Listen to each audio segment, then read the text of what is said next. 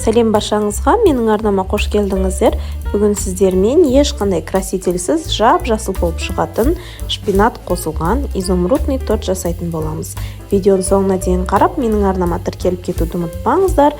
Менің арнамда өте қызықты рецепттер бар. Ең алдымен шпинаттарды осылай сабақтарынан тазартып аламыз. 2-3 рет таза сумен жуып тастаймыз. Сосын үстіне қайнап тұрған ыстық суды құйып 5 минутқа қалдыратын боламыз. Өйткені шпинаттар бізде өте лас болып келеді. Жақсылап тазартып алуымыз керек. Енді осы арада біз жұмыртқаларымызды ағы мен сарысына ажыратып алатын боламыз. Бізде бисквит жасайтын ыдысымыз құрғақ, таза болуы қажет. Жұмыртқаның ақуызы мен сарыуызын ажыратқанда өте мұқият боламыз. Сарыуызы ақуызына мүлдем түсіп кетпеуі қажет. Сосын жұмыртқалар міндетті түрде тоңазытқышта тұрған болуы керек. Сонда біздің жұмыртқаның ақуызын көпіртірген кезде жақсы көтеріліп шығатын болады. Енді міне шпинаттардың суын төгіп тастаймыз. Сосын дәл видеодағыдай қолымызбен жақсылап сығып суын кетіріп, жұмыртқаның сарыуызының үстіне саламыз. Сосын оны кез келген блендердің көмегімен езіп алатын боламыз. Мен осындай погружной блендердің көмегімен езіп алдым. Кішкене езіп алып, сосын үстіне сұйық майды құямыз, тағы да жақсырақ араласу үшін. Сұйық майды құйып, тағы да блендермен бір келкі масса болып, барлығы жақсы езілгенше араластыратын боламыз. Міне дәл осылай бір келкі масса дайын болуы керек. Енді жұмыртқаның ақуызын көпіртіретін боламыз. Оның үстіне аздап тұз салып жібереміз. Сосын миксердің бірінші жай жылдамдығымен, сосын қатты жылдамдықпен ағарып көтеріліп шыққанша көпіртіреміз. Дәл осылай көтеріліп шыққан кезде қантты салуды бастаймыз. Қантты бірден салып жібермейміз, аз-аздан салып көпіртіреміз. Қантты барлығы болып 4 бөлікке бөліп салдым мен. Барлығы жақсылап араласып, қантты кішкене еріп, қатты формасын жақсы ұстайтын масса дайын болады бізде. Міне дәл осындай формасын ұстайтын масса дайын болды. Енді оның үстіне шпинатты массаны саламыз. Тез-тез жұмыс істейміз, өйткені біздің бисквитіміз отырып қалуы мүмкін. Енді оны лопатканың көмегімен астынан үстіне қарай араластырамыз. Миксер қолданбаймыз бұл жерде. Миксер қолдансақ, біздің массамыз шөгіп қалуы мүмкін. Сондықтан лопаткамен астынан үстіне қарай араластырамыз. Үстіне ұнды електен өткізіп саламыз. Сосын қопсытқыш қосамыз. Тағы да лопатканың көмегімен астынан үстіне қарай барлығын араластырып аламыз.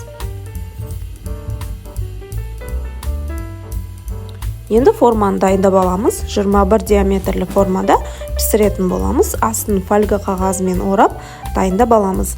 Пешіміз осы жерде 170 градуста қызып тұрған болуы керек. Массамызды саламыз, үстін барлығын тегістейміз. Қызып тұрған пеште 40-45 минут уақытта пісіріп алатын боламыз. Пісіріп жатқан кезде пештің есігін мүлдем ашпаймыз. Енді формасында толықтай суытамыз. Формасында толықтай суығаннан кейін барып, формасын шешетін боламыз. Дәл видеодағыдай шешіп аламыз формасына. Толықтай суығаннан кейін барып, формасынан оңай шешіледі. Дәл осылай шеттерін пышақпен кішкене шығарып алсақ болады. Шешіп аламыз. Енді міне көріп тұрсыздар, біздің бисквитіміз өте жақсы көтеріліп шықты. Енді оның үсткі қабатына көтеріліп тұрған бетіні біз алып тастауымыз керек. Егер алып тастамасақ, біздің тортымыз үсті қисық болып қалуы мүмкін. Міне көріп тұрсыздар, іші қандай әдемі, өте түсі әдемі болып шығады. Енді осы бисквитті 3 бөлікке бөліп аламыз. Мен жай ғана осындай пышақтың көмегімен кесіп алдым. Тағы да іштері жақсы суымаған болса, осылай кесіп бөліп алғаннан кейін тағы да біраз уақыт суытып алуға болады.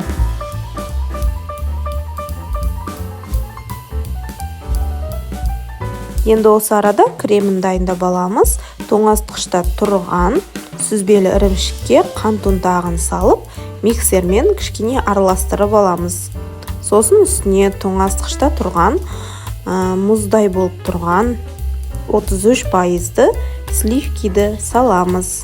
Сливки міндетті түрде 33-33-тен жоғары пайызда болғаны қажет бізге. Енді осыны қою крем болғанша миксермен араластыратын боламыз. 5-8 минутта дәл осындай қою крем дайын болады бізде. Енді тортымызды жинауды бастаймыз. Мен осындай кальсонның көмегімен жинаймын. Ішіне көз мөлшерімен кремін салып шығамыз. Бисквиттерді үсті-үсті қойып жинап аламыз. Арасына кез келген құлпынай не болмаса таңқұрай салсаңыздар болады. Мен құлпынай пайдаландым. Барлығын осылай жинап аламыз.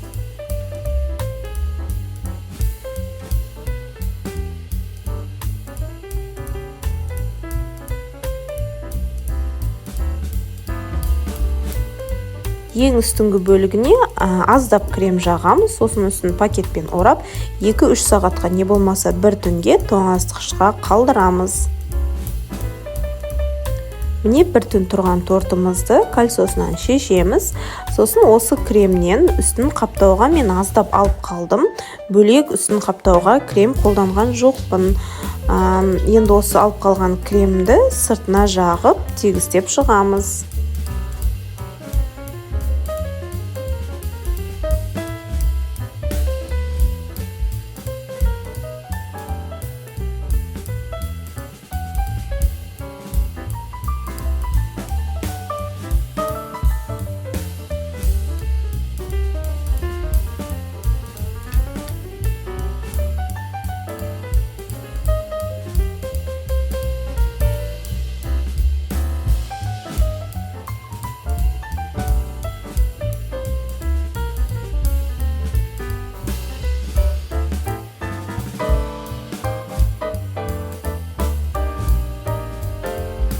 Міне тортымызды тегістеп алдық. Енді оның үстіні өз қалауларыңызша әсемдеп қойсаңыздар болады. Мен құлпынайдан пайдаландым. Үстіне тағы да өте әдемі болып тұру үшін кондурин қолдандым. Үстіне осылай сеуіп шықтым. Кондурин кез келген кондитерлік дүкенде сатылады. Міне тортымыз дайын. Кесіп дастарханға тартсаңыздар болады. Өте дәмді, өте жұмсақ, жейімтал торт болып шығады. Сіздер де жасап көріңіздер. Жасалу жолы қатты қиын емес, оңай, дәмі ерекше болып шығады. Видео ұнаған болса, менің арнама тіркеліп, лайк басып, қоңырауша белгісін басып кетуді ұмытпаңыздар. Достарыңызбен бөлісіңіздер. Менің арнамда тағы да басқа өте қызықты рецепттер бар. Кіріп көрсеңіздер болады. Жаңа рецепттерді көріп отыру үшін міндетті түрде қоңырауша белгісін басып қойыңыздар. Міне тортымыздың іші кесіп көрсеттім. Өте әдемі болып шығады. Міндетті түрде жасап көріңіздер. Видеоның соңына дейін қарағандарыңызға рахмет. Келесі видеоларда көріскенше аман сау болыңыздар.